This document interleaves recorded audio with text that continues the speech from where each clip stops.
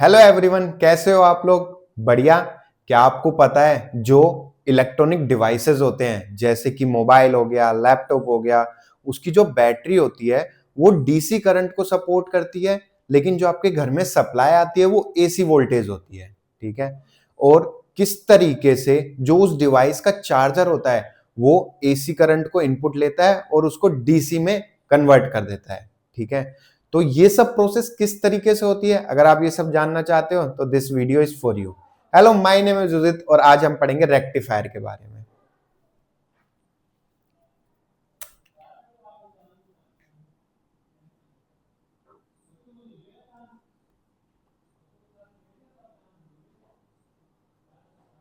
Rectifier, अगर मैं NCERT से इसकी हिसाब से इसकी डेफिनेशन बताऊं तो वो कुछ इस तरीके से है। If an alternating voltage is applied across a diode, then the current flows in only that cycle when diode is forward biased. This property of diode is used to rectify alternating voltage and the complete circuit is called rectifier। ठीक है, समझ आ गया? ज्यादा English हो गई क्या? चलो हिंदी में बताता हूं। अगर एक परिवर्ती धारा को अर्धचालक के सिरों पे लगाए छोड़ दे सर पढ़ना आप कभी इतनी हिंदी कभी इतनी इंग्लिश। चलो डेफिनेशन को समझने की कोशिश करते हैं। क्या कह रही है डेफिनेशन? अगर अल्टरनेटिंग वोल्टेज को मैं डायोड के एंड्स पर लगाऊं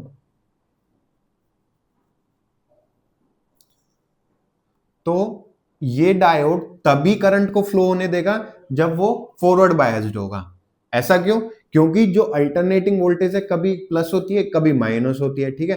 तो अगर जैसे ये प्लस हुआ सपोज, तो यहां ये पॉजिटिव इसके पॉजिटिव से कनेक्टेड हो जाएगा और इसका नेगेटिव नेगेटिव से कनेक्टेड हो जाएगा। राइट। तो ये क्या हो जाएगा? हमारा फॉरवर्ड बायस। लेकिन जब ये माइनस होगा और ये प्लस होगा तब ये हो जाएगा, ये पॉजिटिव इसके एन से कनेक्टेड हो जाएगा और जो नेगेटिव है वो पी से।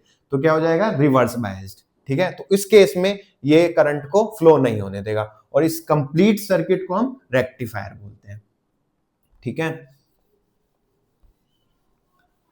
अब ये कितने टाइप के होते हैं? ये दो टाइप के होते हैं, half wave rectifier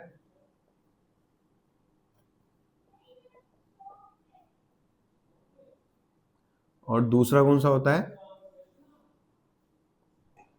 full wave.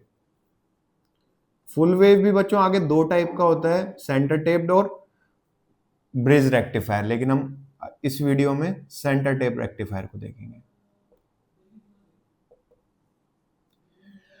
ठीक है। अब हम पढ़ेंगे सबसे पहले हाफ वेव रेक्टिफायर। तो इसको मैं यहां से हटा देता हूं। हाफ वेव रेक्टिफायर के लिए एक बार यहां पे सर्किट डायग्राम बना देते हैं।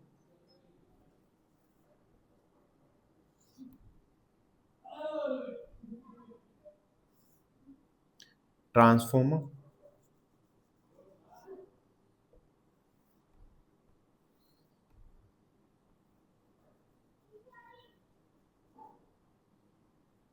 ये हो गया डायोड,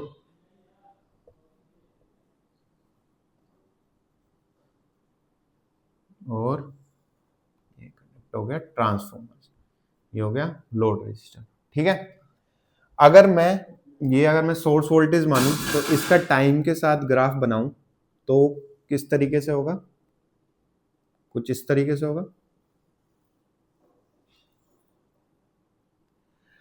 अब ये हो गया सोर्स वोल्टेज और ये हो गया टाइम। तो ये T/2 टाइम पीरियड यहाँ पे आधा होगा ना, यहाँ पे फुल टाइम हो जाएगा। ये 3T/2, ये 2T। और अगर मैं इसका ग्राफ, जो वोल्टेज है इसका लोड जो हमारा रजिस्टर है उसके ऊपर कितनी वोल्टेज होगी उसका ग्राफ मैं टाइम t के साथ बनाऊं तो अब देखते हैं कैसा होगा। तो पहले साइकिल में ये पॉजिटिव है। ठीक है। तो यहां पॉजिटिव आ जाएगा या नेगेटिव, यहाँ पॉजिटिव, यहाँ नेगेटिव। अब पॉजिटिव वही P से कनेक्टेड है, नेगेटिव N से कनेक्टेड है, तो ये फॉरवर्ड बायस्ड हो गया। ठीक है, तो ये डायोड है, क्या करंट फ्लो होने देगा या नहीं देगा, बताओ, होने देगा? ठीक है। अब T/2 से T के बीच में जो वोल्टेज है वो नेगेटिव हो गई, नेगेटिव हो गई, तो यहां नेगेटिव आ गया, यहां पॉजिटिव आ गया, यहां नेगेटिव आ गया, यहां पॉजिटिव आ गया। ठीक है, तो नेगेटिव किससे कनेक्टेड हो गया, P से, पॉजिटिव किससे कनेक्टेड हो गया, N से। तो जो करंट है फ्लो होगी या नहीं होगी, नहीं होगी, क्योंकि ये रिवर्स बायस्ड हो गया। तो इस केस में कोई वोल्टेज नहीं आएगा। आर पे डेल्टा वी क्या होता है, आई आर। ठीक है, इसके सिरों पे जो वोल्टेज निकालते हैं वो क्या होता है, आई इंटू आर। तो आई क्या हो गई, जीरो, तो वोल्टेज क्या हो जाएगा, जीरो।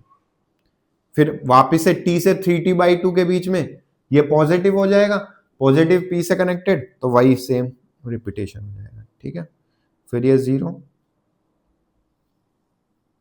तो कुछ इस तरीके का वोल्टेज और टाइम के बीच का ग्राफ आता है। ठीक है, अब कुछ इसके की पैरामीटर्स की बात कर लेते हैं, इसको नोट कर लो, कर लिया? ठीक है। और हाँ, एक चीज और, ये रेक्टिफायर मैंने, याद हो तो आपको, जब हम रडार पढ़ रहे थे, जो मेरी पहली वीडियो है इसकी पीएन डायोड के ऊपर, तब मैंने बताया था कि रडार में किस तरीके से रेक्टिफिकेशन होती है। जो हमारे पास एसी वेव आती है और उसके लिए जो यूज होता है वो रेक्टिफायर होता है। ठीक है, तो ये वहीं से ही फिलोसॉफी यही है कि रेक्टिफायर अब हम देख रहे हैं कि कैसे काम कर रहा है। इस केस में जो आईडीसी आती है, जो डायरेक्ट करंट, क्योंकि ये एसी करंट को डीसी करंट में कन्वर्ट कर रहा है, तो आईडीसी किसके इक्वल होती है, आई एवरेज, और ये आ जाता है हमारा आई मैक्सिमम बाई पाई। ठीक है, और इस केस में आई आरएमएस होता है, वो होता है आई मैक्सिमम अपॉन 2। सिमिलरली अगर मैं वी डीसी या इक्वल्स टू किसके होगा, वी एवरेज के, ये कितना हो जाएगा, वी मैक्स बाय पाई, और वी आरएमएस आ जाता है वी बाई 2। ठीक है, अब इसका फॉर्म फैक्टर की बात करें हम, तो फॉर्म फैक्टर कितना आ जाता है इस केस में, हाफ वेव रेक्टिफायर के केस में, V RMS over V maximum, oh sorry, V DC. तो वी आरएमएस कितना हो गया, वी मैक्स बाय 2, और ये होता है वी मैक्स बाय पाई, तो इसकी वैल्यू आ जाती है 1.57।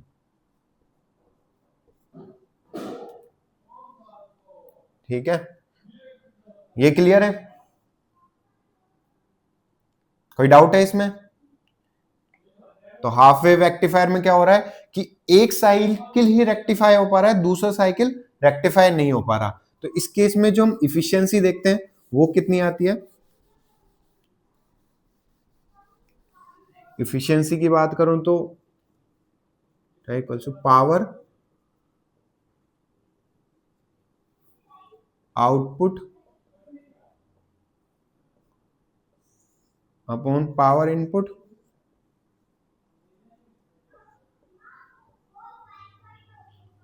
पावर आउटपुट कितनी हो जाएगी, V DC square upon R load resistor, और साथ में अगर रेजिस्टेंस है डायोड का भी तो उसको भी हम काउंट कर लेंगे, और इनपुट क्या हो जाएगा, V square R M S और आर एल इंटू 100। अगर हम परसेंटेज में निकाल रहे हैं तो, और आइडियल कंडीशन में फॉरवर्ड बायस का रेजिस्टेंस क्या होता है, जीरो होता है, तो हम इसको जीरो यहाँ पे वैल्यू पुट कर देंगे, तो कितना आ जाएगा, V square D C one R L और V square R M S, ये कट गया। वी डी सी की वैल्यू हमने अभी पहले देखी थी, तो कितना हो जाएगा, V max square upon pi square, और ये हो जाएगा V max square into 4, right, into 100। ये कैंसिल हो गया, तो इसकी वैल्यू आ जाती है 40.6%। तो हाफ वेव रेक्टिफायर के केस में एफिशिएंसी क्या है, 40.6। अब हमको क्या है, एफिशिएंसी बढ़ानी थी, तो उसके लिए लाए गए फुल वेव रेक्टिफायर। ठीक है, फुल वेव रेक्टिफायर देखते हैं हम।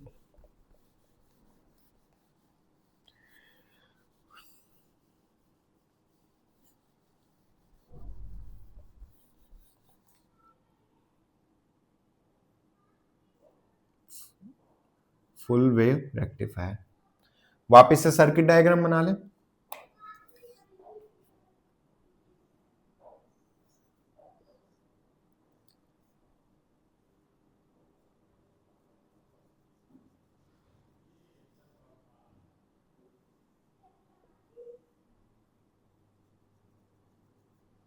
यहाँ पे हो गया एक डायोड, ये हो गया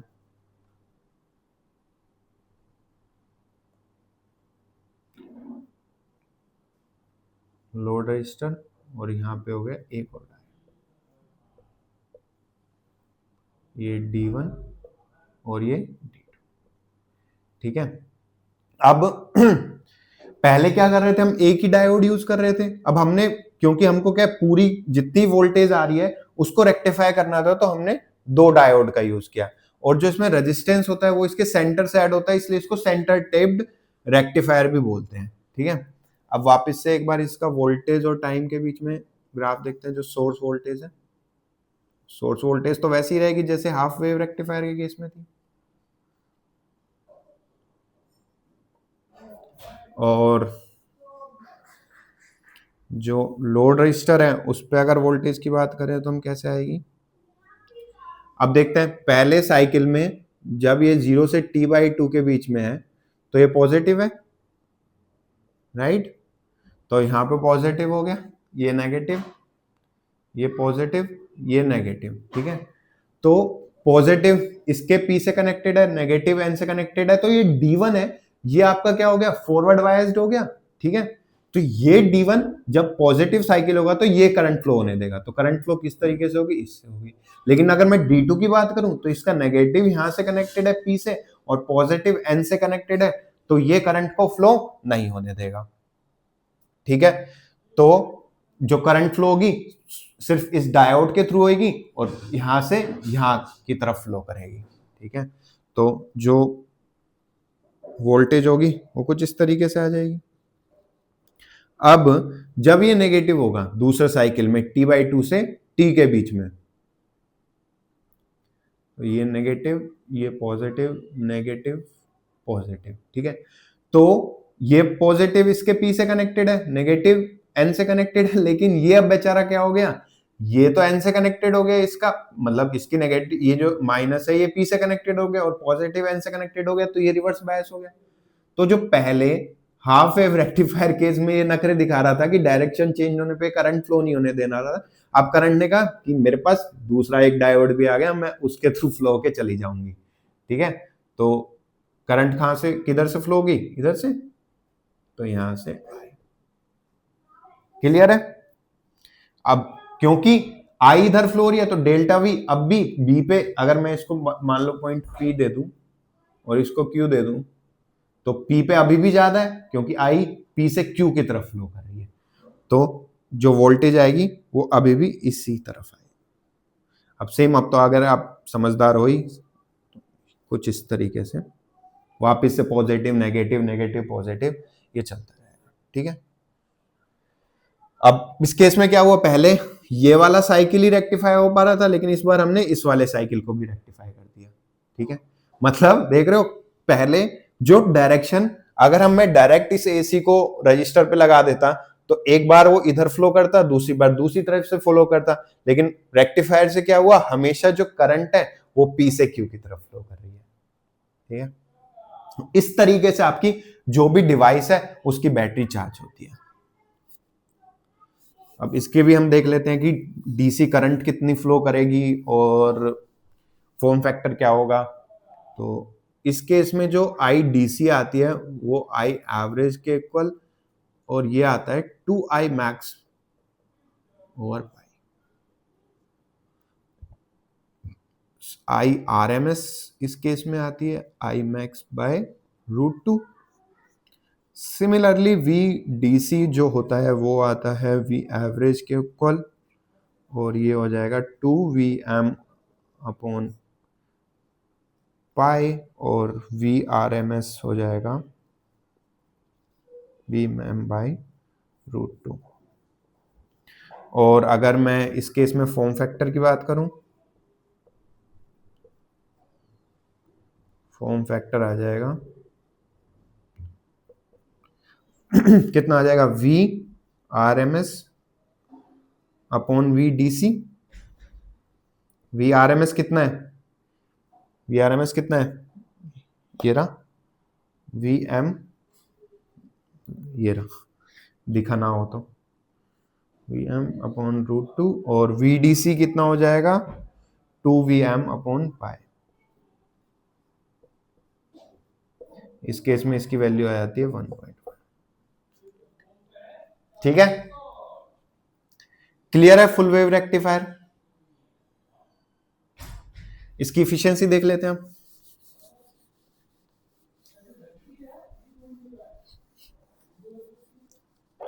इफिशियंसी अगेन वही power input upon power output. Power input इस केस में क्या हो जाएगा, V square D C upon R L plus R, और ये हो जाएगा V square R M S into R L into 100। अगर वही इसको आइडियल केस में रेजिस्टेंस फॉरवर्ड बायस्ड का 0 होता है, ठीक है, तो वी स्क्वायर डी सी की वैल्यू रख दें तो, और ये आर एल से आर एल कट जाएगा, कितना हो जाएगा 4Vm square upon pi square, और यहाँ आ जाएगा Vm स्क्वायर इंटू 2 इंटू 100। तो इसकी वैल्यू आ जाती है 81.6%। कर ले, नोट कर लिया जाए। चलो ठीक। अब इसमें एक चीज और आती है बच्चों कि अभी हमने जो डीसी करंट देखी है वो, भाई इसने एसी को डीसी में तो चेंज कर दिया, लेकिन जो डीसी करंट है वो स्टेडी नहीं है, वो कभी 0 पे जा रही है, फिर वापस हाई वोल्टेज हो रही है, फिर 0 जा रही है, फिर हाई वोल्टेज, फिर 0। भाई बैटरी ने कहा कि तुमको भी अगर मैं इस तरीके से खाना दूं, कभी बहुत ज्यादा खाना दूं, फिर कुछ खाना ना दूं, फिर बहुत ज्यादा दूं, ऐसा काम चलेगा आप लोगों का? नहीं ना। तो भाई साइंटिस्ट ने कहा सही बात कह रही है बैटरी तो इन्होंने लेके आए फिल्टर कैपेसिटर। फिल्टर कैपेसिटर,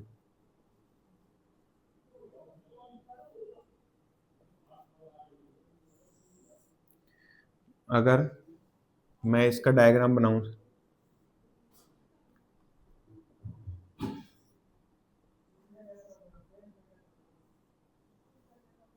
ये हो गया रेक्टिफायर, ऐसे लिखने की कोशिश करें, रेक्टी, लिख पाऊंगा नहीं लिख पाऊंगा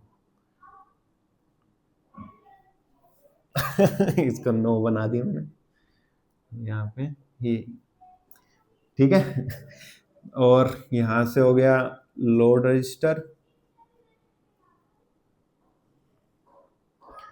अब ये लोड रजिस्टर था, वो क्या इस पे क्या है, अभी जो स्टेडी करंट थी वो फ्लो नहीं हो पा रही थी, तो हमने इसमें बीच में क्या लगा देते हैं, एक कैपेसिटर, और यहां पे हम बना लेते हैं वापस से ग्राफ।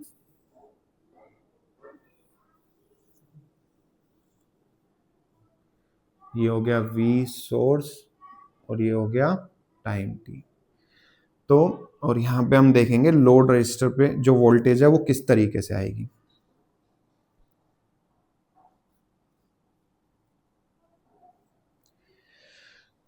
ठीक है, तो अगर मैं ये पॉजिटिव नेगेटिव नहीं, सॉरी, हमने रेक्टिफायर से अब इसको रेक्टिफिकेशन तो कर लिया ना, तो यहां तक हम इसको हटा देते हैं। ये बेसिकली आफ्टर रेक्टिफिकेशन वोल्टेज है, ठीक है।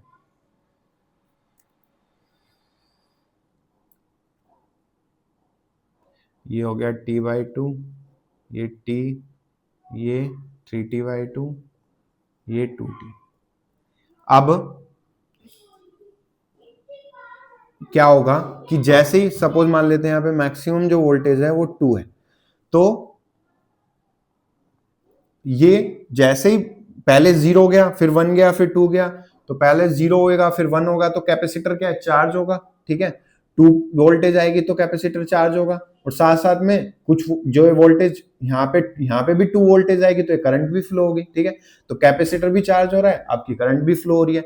लेकिन जैसे ही अब यहाँ पे डाउन होने लगेगा, भाई पहले 0 गया, फिर 1 गया, फिर 2 गया, जो कैपेसिटर, अब वापस से क्या हुआ, 1 हुआ, तो जैसे ही ये 1 हुआ तो अब क्या होगा, इसकी डिस्चार्जिंग स्टार्ट हो जाएगी, ठीक है। तो जैसे ही ये डिस्चार्ज होएगा, तो डिस्चार्ज के केस में जो आरएल पे वोल्टेज कम हो रही थी, क्योंकि पहले अब 2 से 1 हुई, तो ये एक्स्ट्रा चार्ज पुश कर देगा। तो जो इसने चार्ज स्टोर करके रख रखा था, इसने इसके मुंह पे मार देगा, ये लोड रजिस्टर है, ले तू करंट अपनी स्टडी फ्लो करते हैं। तो अगर मैं इसकी ग्राफ की बात करूं तो कैसे होगा,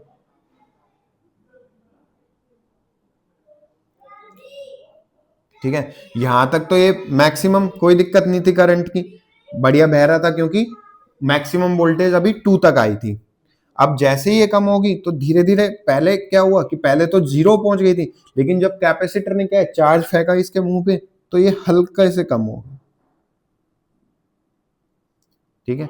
अब वापस से ये 0 पहुंचेगा, और 0 के बाद फिर 1 होगा, फिर 2 होगा, 2 आते ही तो थोड़ा सा हल्का सा यहाँ पे स्पाइक आएगा, क्योंकि मैक्सिमम वोल्टेज तो नहीं पहुंचाएगा कैपेसिटर, उसका काम तो जो यहाँ पे एसी सोर्स आ रही है वही उतना वही पहुंचा पाएगा। तो ये वापस से 2 हो गया, फिर कोशिश करेगा डाउन जाने की, लेकिन जो कैपेसिटर है वो इसको क्या है, स्टडी करंट की तरफ लेके जाएगा, फिर ये